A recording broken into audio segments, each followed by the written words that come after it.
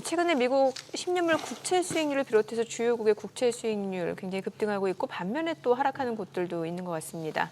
네, 주요국 국채 수익률의 흐름과 함께 투자 팁 살펴보겠습니다. GB투자자문 마경환 대표 모셨습니다. 어서 오세요, 대표님. 네, 안녕하세요. 예, 안 그래도 대표님 나오셔서 이거 채권 시장의 이 금리 상승 현상을 좀 한번 정리를 해주셔야겠는데. 네. 그래도 이제 그동안에 이제 아무래도 미국채 10년물이 이제 벤치마크 역할을 합니다만 이게 그래도 4.5나 4.6 오면 자꾸 이렇게 더 못 가고 하던 게 이게 마침내 이제 4.7, 4.75 꽤나 크리티컬하게 보던 레벨이 돌파되고 나서 그냥 찍고 내려와야 되는데 자꾸 위로 자꾸 머무니까 이제 걱정이 되고 그렇죠. 또 유튜브에 또 으스스한 또 컨텐츠들이 막 올라옵니다. 네. 뭐 이러다가 무슨 듣도 보도 못한 역대급 뭐가 폭락이 오네. 그렇죠. 지금 이거 국채 시장 흐름 어떻게 보십니까 지금?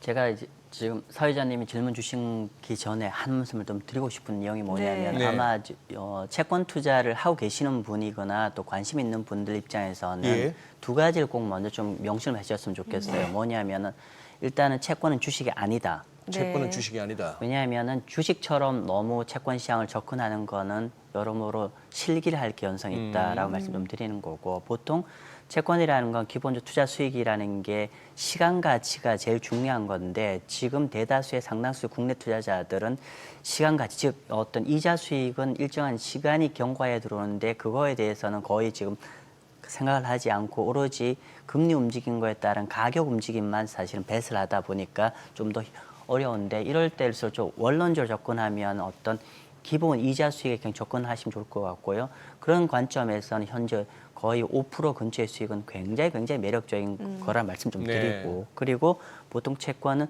만기까지 가져가면 금리 움직인 거와 관계없이 다 나온다. 그런 말씀 드리고 시작하겠습니다. 자, 일단은 최근에 말씀 주신 대로 최근에 뭐 우리가 이번에 9월 달에 50bp 금리 인하하고 제가 보니까 정확하게 100bp가 올랐어요. 네. 100bp가 올랐고 제가 이전에 금리 인하 단행된 이후에 한 3개월 내지 4개월을 조사를 해봤는데 이번이 거의 유일하게 금리가 가장 많이 오른 상황입니다. 그렇기 때문에 네. 이게 일반적인 금리 인하 국면 이후의 상황은 아니고 아주 예외적인 상황이라는 거 먼저 말씀 좀 드리고요. 네. 그리고 이제 아마도 그런 것 같습니다. 이게 우리가 지난 출연한 이후에 좀 보면은 최근에 금리 레벨이 자꾸 올라가는 게 첫 번째는 연준이 기존에 9월 달에 100bp에서 50bp로 4번에서 2번을 줄였고 그러면서 상대적으로 노동시장 우려감은 우리가 좀 크게 걱정하지 않고 인플레이션 우려감을 좀 생각을 해야 되니까 그러면 우리가 금리의 인하 속도가 좀 덜 해야 된다라는 얘기를 나왔고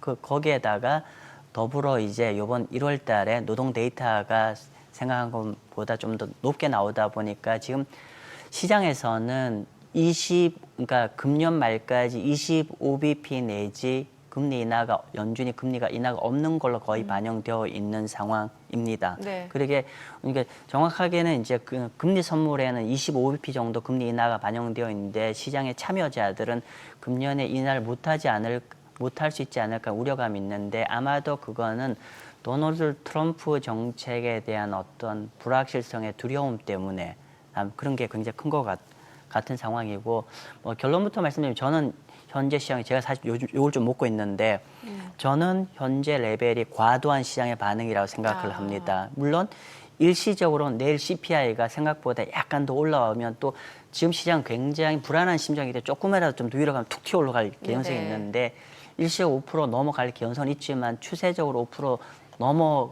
그러니까 유지되기에는 경제가 못 버틴다는 게 제 생각입니다. 현재.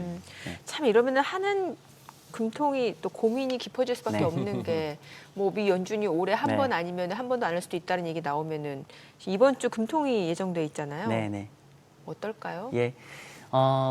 일단은 시장의 컨센서스들은 이제 3번 정도 금리 인하, 이번에 네. 인하를 해서 3번 정도 금리 인하를 하지 않을까 시장 기대를 하시는 것 같은데. 우리 하는 말씀하시는 예, 거죠? 한국은행이죠. 네네네. 근데 저는 개인적으로 한국은행이 금리 인하를 아마 동결하지 않을까 싶습니다. 네. 그렇게 보는 연유는 좀 전에도 그 외환 담당자 말씀 주셨지만은 사실은 한은에서 고민해야 될 거는 지금 경기 상황과 환율 어떻게 보면 이 양축이실 텐데 우리가 내부 경기만 본다고 하면 이론적으로는 금리 인하를 해야 되는 상황인데 문제는 환율이죠. 환율이 보통 환율이라는 게 양국 간의 금리 차이인데 지금 한국 국채 10년 금리가 한 2.8 정도고 미국 국채 금리가 4.8이기 때문에 역대급으로 벌어져 있습니다. 200bp 정도 차이가 나는데 만약에 이론적으로 한국은행 금리를 인하를 하게 되면 이 200bp 이상으로 금리 인하 차이 날 개연성이 있기 때문에 네. 금리 인하가 쉽지가 않을 것 같고요. 두 번째로는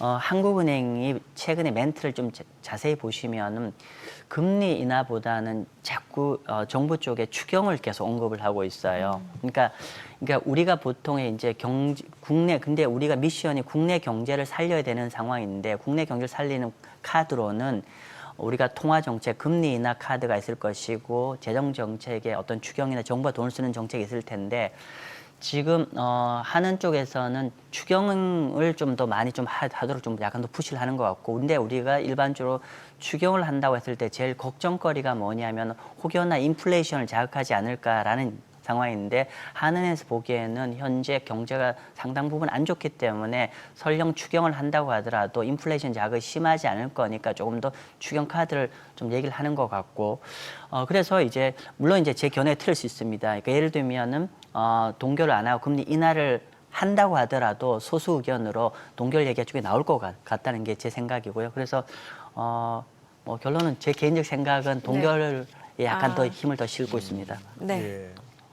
이제 마 대표님 시작하시면서 이제 하신 말씀에 저도 이렇게 공감이 가는 것이 어느새 말이죠. 우리 흔히 말하는 픽스드 인컴이라는 것이 채권 쪽을 얘기하는데 네. 내가 채권을 수익률 4.5%다, 5%다. 나는 이 수익만 확보하면 돼 하는 큰 자금들 전 세계적으로 그렇죠.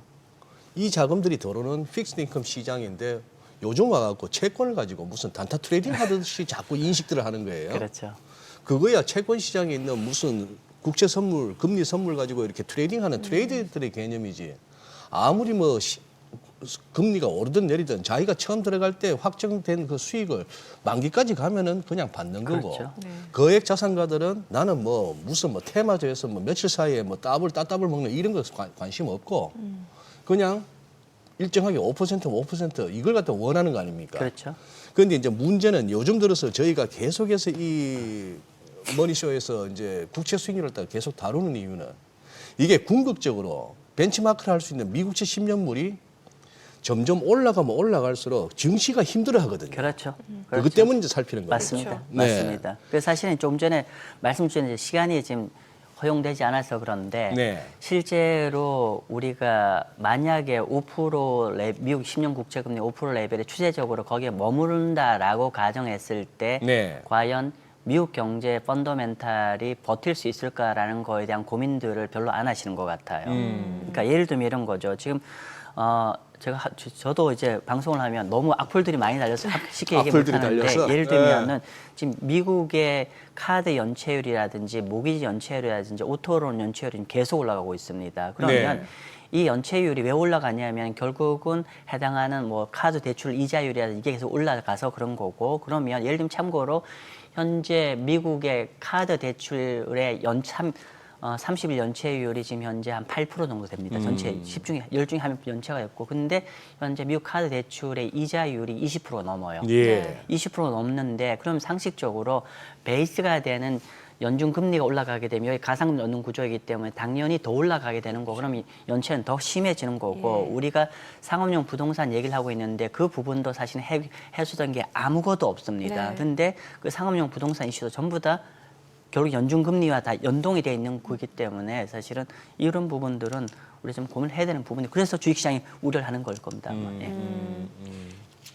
욕을 많이 들으신 이유가 혹시 국내 채권 매력적이다라고. 아닙니다. 국내 어떤- 채권은 이제 제가 이제 워낙에 유튜브에 보시는 분들은 미국 채권 위주로 보신 분이 많은데 저는 계속 얘기하는 게 뭐냐면 미국보다는 한국이 더 그러니까요. 매력적이라는 얘기를 예. 하는 거고 예를 들면 이런 거죠. 저는 지금도 한국 국채가 미국보다는 압도적으로 더 매력적이라고 보는 그 관점이고 왜냐하면 채권이라는 게 방금 아까 사회자님 말씀 주셨지만은 채권은 긴 중장기적 호흡으로 보이도 중장기 호흡 보면 그걸 펀더멘탈을 수렴하는 거고 그럼 한국의 펀더멘탈과 미국 펀더멘탈의 차이를 본다고 하면 당연히 한국이 약간 더 중장기적으로 안 좋아지는 국면이기 때문에 여전히 매력적인 국면인 것 같고 단지 이런 겁니다. 지금 저는 약간 호흡이 좀 다른 게 뭐냐면은 미국 같은 경우는 현재 굉장히 고통스럽지만 조금씩 분할 매수를 접근하라는 말씀드리고 네네. 반면 한국 같은 경우는 긴 호흡을 한 1년 이상 보면은 굉장히 매력적이지만 단기적으로는 이번에 금리 인하를 하든 안 하든 너무 추경 매수 급하게 덤벼들지는 않으셔도 좋을 것 같습니다. 왜냐하면은 상반기에 추경이라든지 여름 수급 이슈가 있기 때문에 조금은 금리가 약간은 상방으로 올라갈 여지가 있기 때문에 네. 그러면 금리 추세가 위로 반전되느냐는 두려움이 아니라 오히려 우리가 긴 호흡에서 매력적인 금리 레벨을 준다는 관점에서 접근하셨으면 좋겠다는 생각입니다. 뭐 마 대표님도 이렇게 유튜브를 또 하시고 저희 같은데 프로그램도 나오시니까 뭐 욕 먹는 거는 각오하셔야 될 거고 예. 칭찬하는 사람은 없습니다. 당신 덕에 뭐 좀 이렇게 손실을 면했다 내지는 당신 덕에 벌었다는 분들은 없고 너 때문에 뭐 이 소리를 이제 듣게 되는데 그게 우리 운명인데요. 혹시 또 브라질 국채 갖고 또 욕 먹지 않으셨나요? 제가 한 달 전에 브라질 얘기한 네, 건데 사실 그 위에 약간 더 올랐다가 다시 좀 약간 또 제자리를 찾아가는 국면입니다. 그래서 올랐다는 말씀 뭐가 올랐다는 말씀? 금리가 약간 더 금리가? 네네네. 추가로 올랐다가 약 좀 다시 제자리를 좀 찾는 국면이고 뭐 결과적으로는 브라질 현재 지난번 상황과 큰 차이가 없는 상황이고요. 그리고 조금만 더 진도를 말씀드리면은 여러분 놀라지 마십시오, 시청자분들. 뭐냐면은 브라질 정책 금리 중앙은행 금리가 12.25인데 아마도 한 두세 달 안에 한 200bp, 2% 정도 금리 더 올라갈 겁니다. 정책 금리 더 올라갈 거고 그리고 지금 현재 시장에 반영되어 있는 거는 지금 12.25인데 거의 15%까지 정책 금리가 올라갈 수 있다라고 보시면 될 겁니다.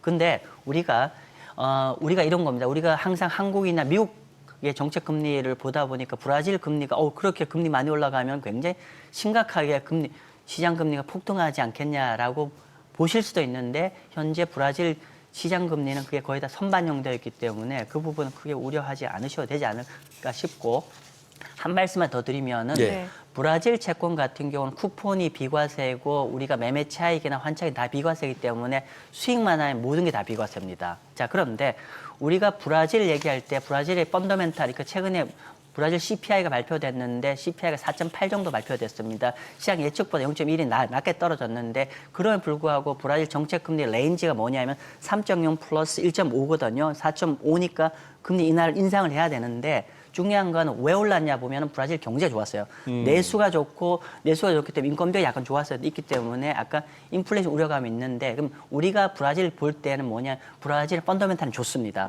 그러면 결국은 브라질 금리 비과세 매력적인데 금리는 통화가 약간 불편해라 하신 분들은 달러 표시 브라질 채권도 한번 관심 가지면 좋을 것 같고요. 참고로 달러 표시 브라질 채권의 금리는 어떻게 결정되냐면은 미국의 10년 국채 금리 플러스 가상 금리 구조입니다. 따라서 최근에 미국 10년 국채 금리가 쭉 올라왔기 때문에 가상 금리 비슷하게 가거든요. 네. 그럼 거의 7% 육박하는 비과세고요. 만기까지 가면 전액 다 비과세가 됩니다. 그렇기 때문에 그 상품의 리스크는 브라질 디폴트라는 게 유일한 리스크인데 현재 브라질의 펀더멘탈은 사실 한국보다 더 좋은 국면이기 때문에 그런 걱정도 없기 때문에 그런 고민도 한번 해보셔도 괜찮을 것 같습니다.